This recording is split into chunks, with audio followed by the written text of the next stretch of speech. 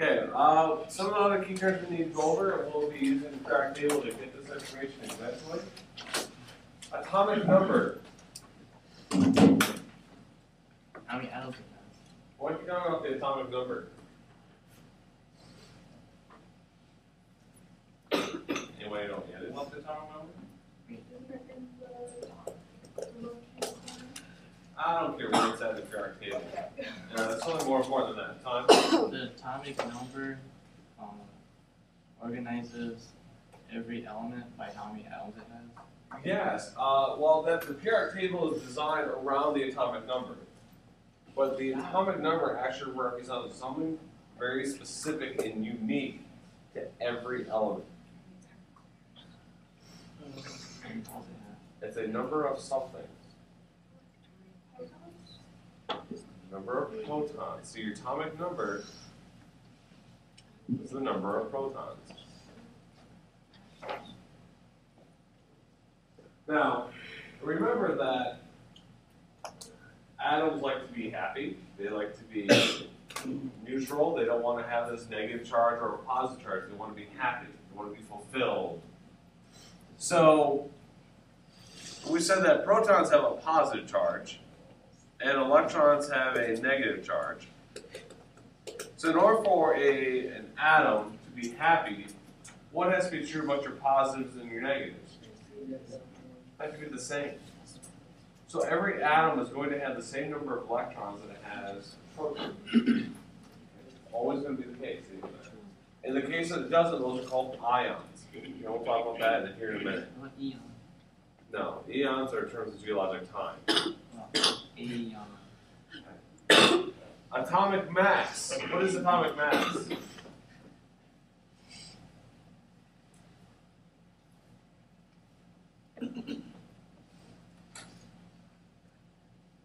Folks, what's kind of important one here?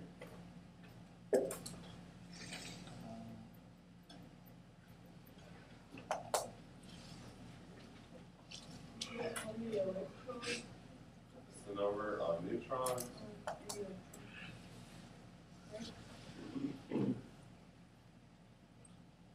Plus number of protons.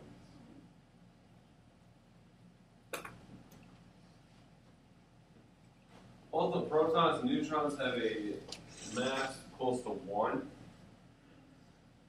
And basically, electrons have almost no mass whatsoever. We can get into a really deep level of atomic theory and talk about why electrons have no mass. And why, because of that, it's really difficult to find their location, which leads into the Heisenberg uncertainty principle. We don't need to go that far. That's not what this class is about. If you want to learn more about that, talk to me. If not, wait till you take ICT or get one with Mr. Furball. You can go into lots more detail about the uncertainty principle and how the fact that light acts as both a wave and a particle. And since the electrons have almost no mass, the light particles actually shove the electrons out of the way. So if you can see them, then you don't know where they are. If you know where they are, you won't be able to see them. And that's the whole concept behind the uncertainty principle. There's a lot of blah, blah, blah, blah, blah. Okay, a lot of deep science stuff. So just keep in mind that the atomic mass is the number of neutrons plus the number of protons. So let's suppose that I know my atomic mass, and I know my atomic number. How would I determine the number of neutrons?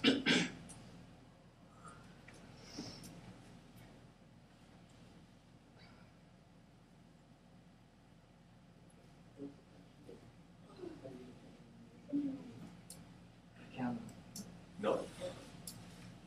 If I know my atomic number, and I know my atomic mass.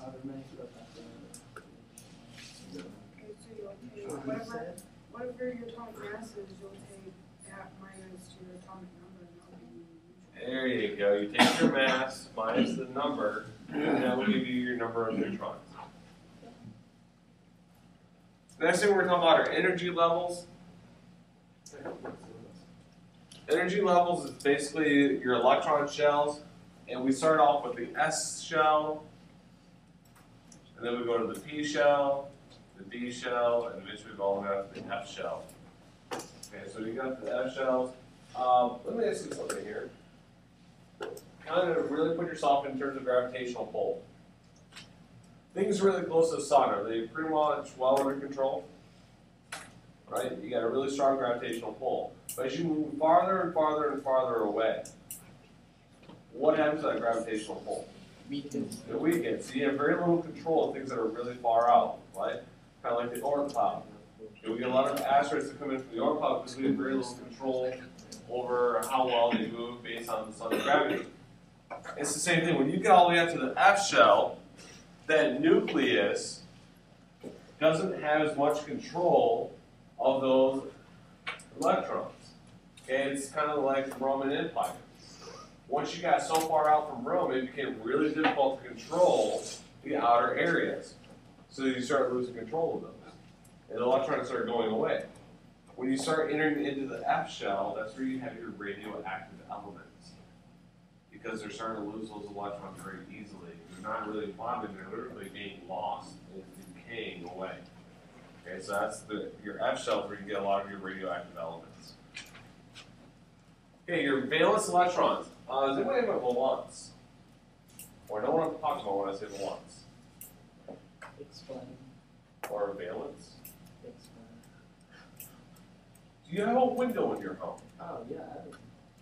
Do you have this little, very, very short curtain thing hanging from the top of your window? Okay. Well, those things are called valance. So if you have your window, you might have this little curtain thing over here at the top, and that's called a valance. So it's basically the outer edge. So when we think about valence electrons, they're the electrons on the outer shell.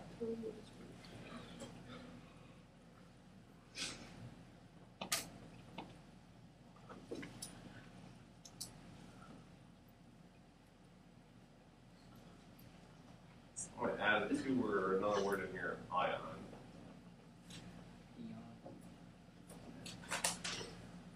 Basically, we're going to make this really quick for you guys. Isotopes, same element.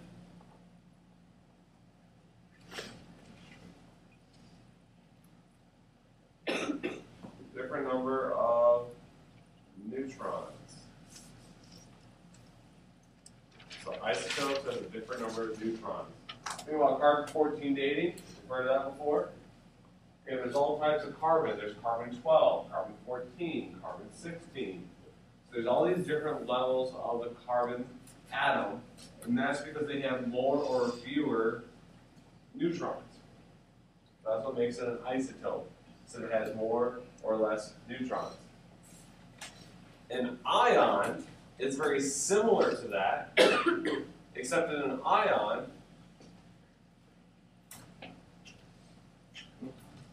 we have different numbers of electrons.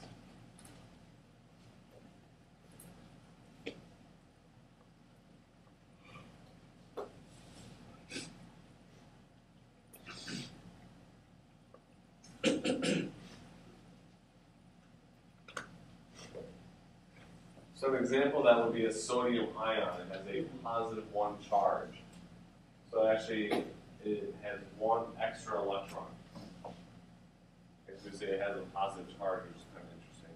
But that's basically a way of looking at ions. They have different number of electrons. Is there one for a different number of protons? No, the protons will not change from one element.